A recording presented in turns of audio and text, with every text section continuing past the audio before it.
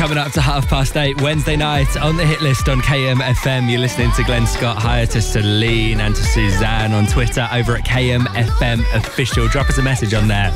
A lot of excited people right now because Years and Years are back and Olly from the band is hanging out on the show this evening. So your brand new single, Sanctify, is out now. How does it feel to get that out into the world? Well, right now my heart is racing quite a lot just because I feel like I've waited so long for this moment and now it's finally here and I'm so proud of the song and I'm so excited for people to hear it. Yeah, does that answer your question? That answers my question 100%. Do you get, I feel like when I was younger, when I was having like stressful GCSE exams, I dream about the exams. You're saying your heart's racing about Sanctify being out.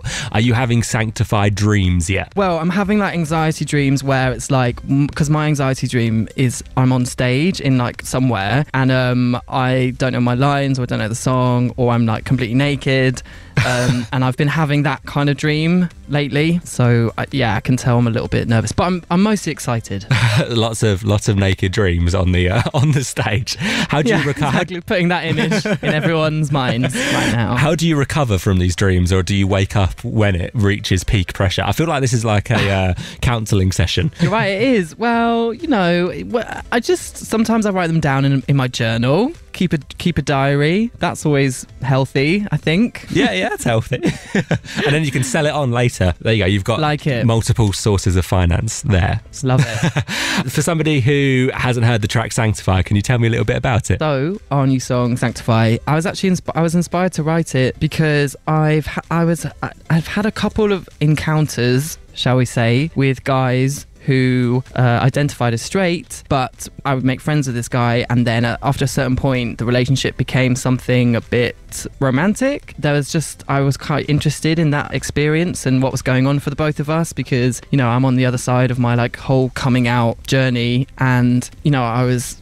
entering a relationship or whatever it was with a guy who was sort of very much in the closet or struggling with their sexuality, and it was just an interesting dynamic and I wanted to write a song about it.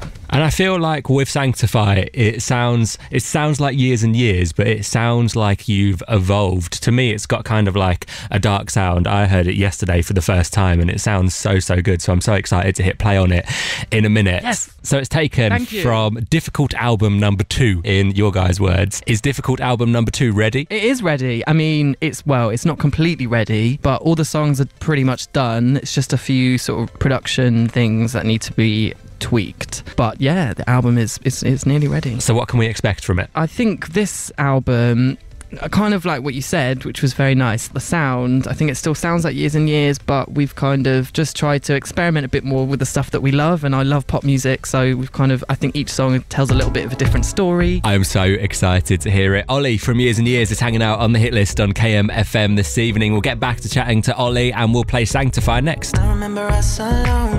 Wednesday night on KMFM, you're listening to Glen Scott. It's 25 to 9. It's Years and Years, and Olly from the band is hanging out on the show. And just before Shine, we were talking about the album. Does it have a name yet? It does have a name, but if I told you, I'd have to kill you. Okay, I'm sorry. I'm willing to take that sacrifice for the people. Can you give us like a really, really awful clue?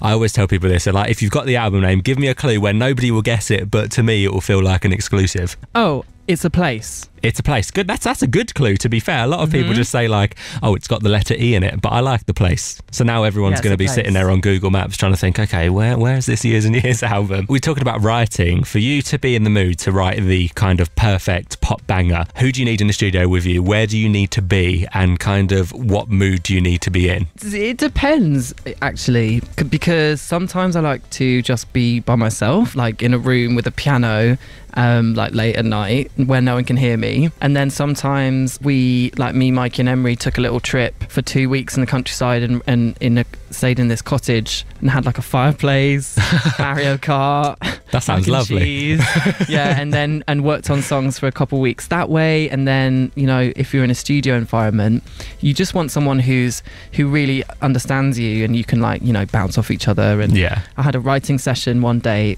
when we were making this album with a lady called Sarah Hudson, who's amazing. I love her. And she started off the whole session with like a tarot card reading. Wow. I know. I was like, this is wild. This is the coolest way to start a writing session. So what was the reading? Well, mine was great. Okay, brilliant.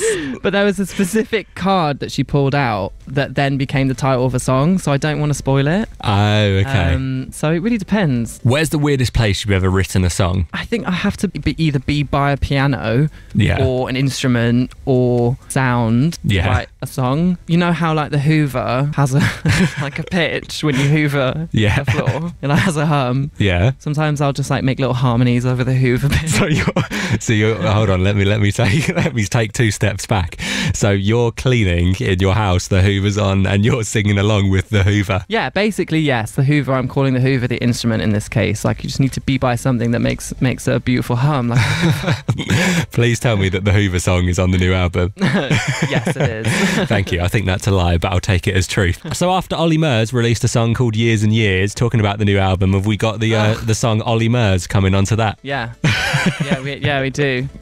Can you give me a little preview of the Olly Murs song? Just a few lyrics. No pressure. It goes, Ollie, Ollie, Ollie, oi, oi, oi, stop stealing our name. You're a really bad boy. I love it. That's another exclusive right there. So we've got a Hoover song. We've got a song about Olly Murs being a bad boy. My ideas all the time. That's what I'm talking about. I'm going to hit play on Sanctify. I'm so excited to play this on KMFM, and I'm sure you're very excited for it to be out in the world. Can I leave you to introduce it, please? Yes, with pleasure. You're about to hear the new Years and Years single. It's called Sanctify on KMFM.